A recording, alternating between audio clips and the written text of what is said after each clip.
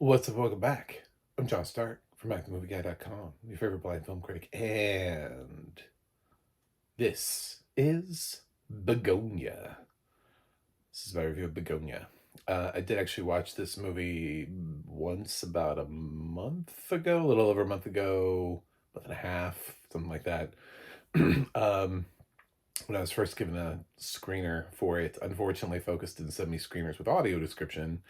And I sat on my Begonia review, as I have with a couple movies, because I wanted to make sure that I saw them with audio description because they were pushing towards like really like the top of my lists and into certain categories and being considered for things. So Begonia is one of my favorite films of the year.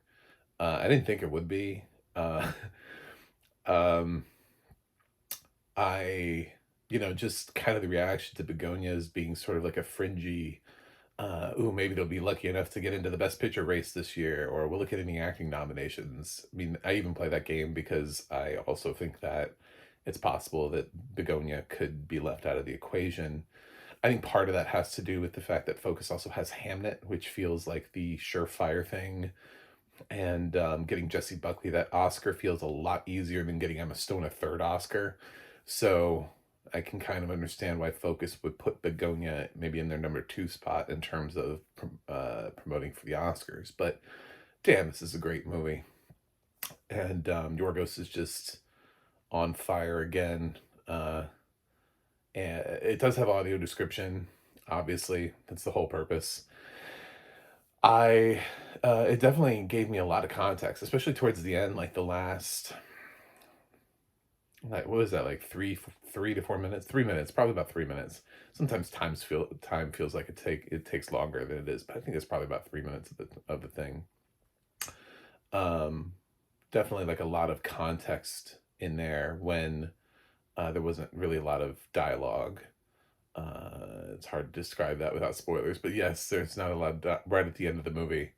Um, a lot of things being shown. Anyway, um, there's some really interesting moments of, um,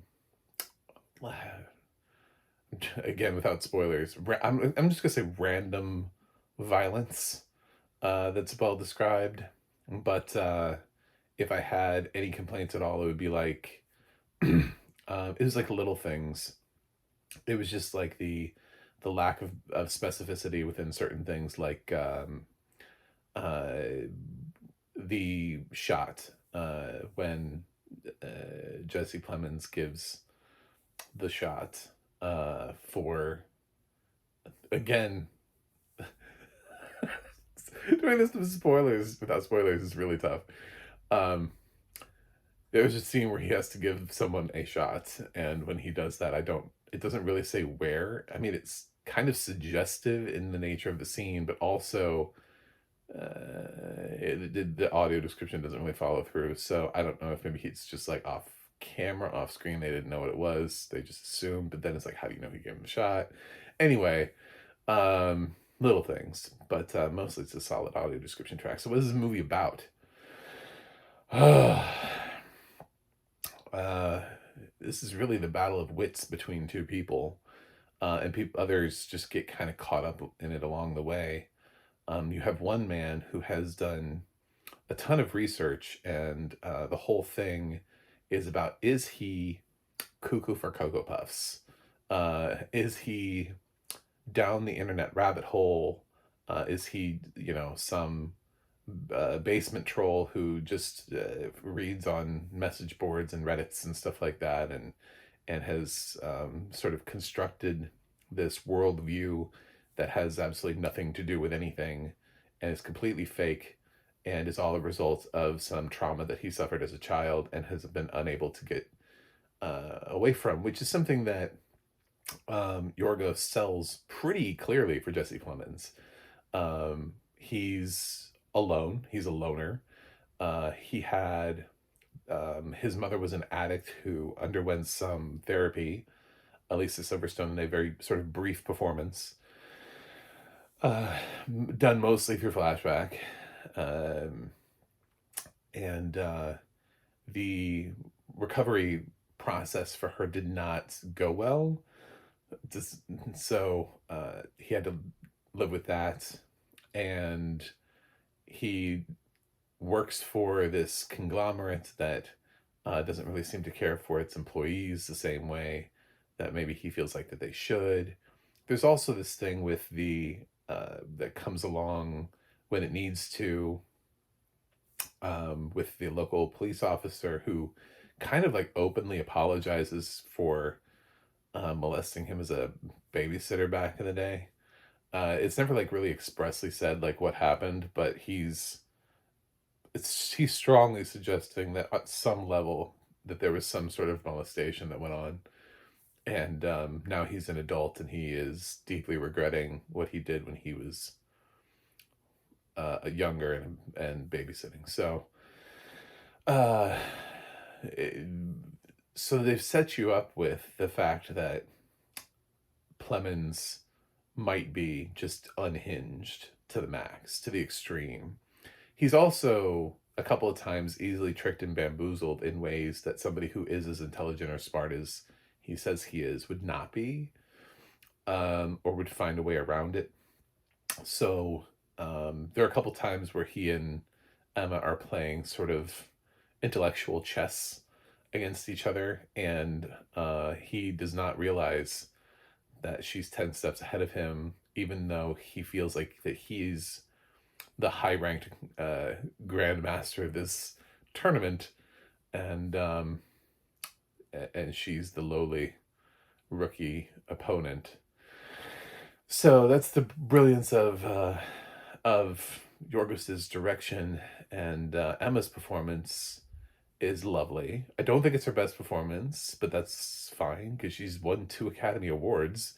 But in terms of what she accomplished in Poor Things versus what she accomplished in Bugonia, I actually was a little bit more impressed with Jesse at the end of this. Now that I've seen it twice, I think what Jesse does, sometimes he has a tendency to fade into the background. Um, Yorgos is finding ways of bringing him out a little bit more, though. Like his lone Oscar nomination for Power of the Dog, I thought really was kind of like a, well, that happened. I mean, he was there, he was fine, but he didn't really do anything. And that everybody talked about how maybe he would come back around for Colors of the Flower Moon for supporting actor. Like, oh, Jesse Plemons for Colors of the, nope. He's just breathing air. That's what he's doing. But yeah, he finds ways of popping in little things like Civil War. He had at least some of his performance in Kinds of Kindness was extraordinary. So I mean, he has these little bursts of wonder, and he's great in Begonia. I don't think he has a chance in hell of getting an Oscar nomination for it, though. At least he has a nomination, because I think even if he was coming in unnominated, I think he'd still be left out. I think the category is too tight. His performance is too verging on comedy. Um, so there's also the third actor, whose name I forget, who plays his cousin in this, which is the thing that I kind of was looking to see how they play it in the um in my second watch. And it's tough because he's an autistic character. I believe the actor is somewhere on the spectrum as well. And at times it feels like that they can play him as slow, and I'm not really sure that that's what uh what should happen. There are a couple times, and that's kind of why Begonia may not be my number one film of the year. There are just like a couple of line deliveries where I was like, I don't know, you shouldn't have to say that if Jesse has like a full understanding of what autism is, you know. Like he keeps trying to talk up his cousin into believing that he's smart and brave and all these kind of things. And that's the kind of thing that you would tell to somebody who's been infantilized a lot. And I don't know if he doesn't really have his cousin doesn't really have a support system other than Jesse Plemons, so he should have already been built up by this point, and treated more like he was on the same level. It's weird how he talks to him. Like sometimes it's just like he's any other person, then other times he feels like he has to talk to him like he's a child. And it's sort of that representation that had me a little bit at odds with um uh how are we using this character? Like how are we representing autism on screen? So, maybe not my favorite, but I think the actor who plays him does a lovely job with what is there.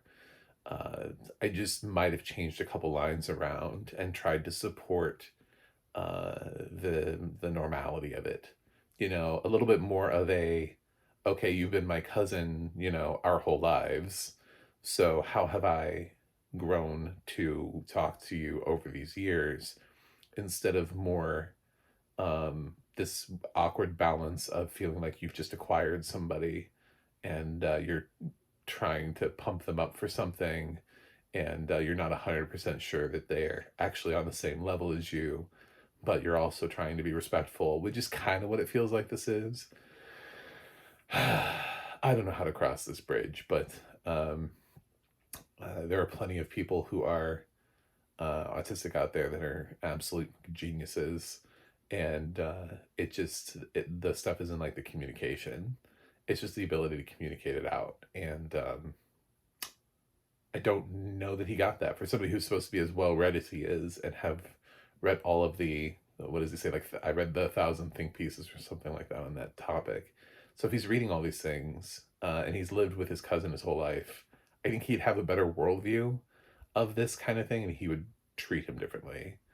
That's my hot take. My only hot take for Bugonia. Um, Otherwise, really enjoyed the movie. Yeah, it's a remake of Save the Green Planet. Um, I haven't really told you what the movie's about. I kind of want you to just discover it for yourself.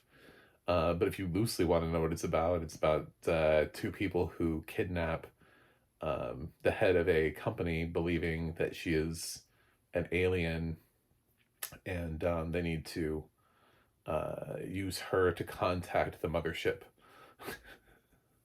Basically, that's the long and short of it all. And then the fun is in the play of how they do that, of the back and forth, and how Yorgos commits you to the idea that Jesse might be right and also might be insane.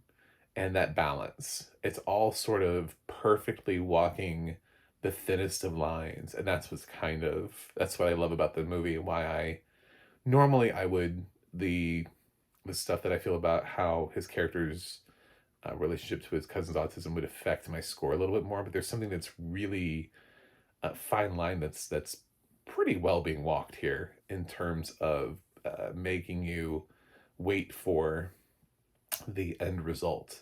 The so is she? You know, it gives you enough play back and forth that you can wonder about, well, maybe he's right. Oh no, he's crazy. Oh, maybe he's right. Oh no, he's crazy. You know, like it just keeps going back and forth between those two different things. So, definitely, if you haven't seen Begonia yet, I think you should. I think it's one of the year's best movies.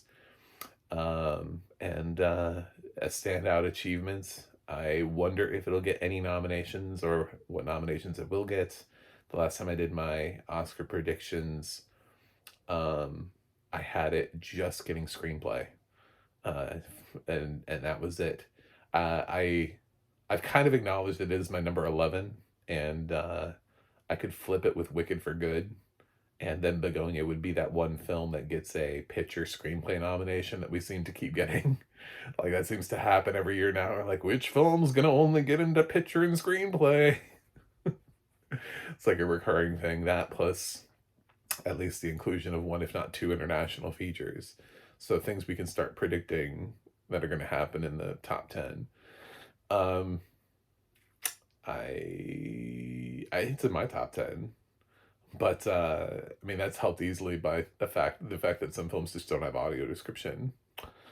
Neon. Anyway, Begonia, I'm gonna give it an 8.9 out of 10. Um, this film is one I'm gonna remember at the end of the year. Um, so yeah. Anyway, thanks for watching. Thanks for subscribing, and I will see you guys on the other side.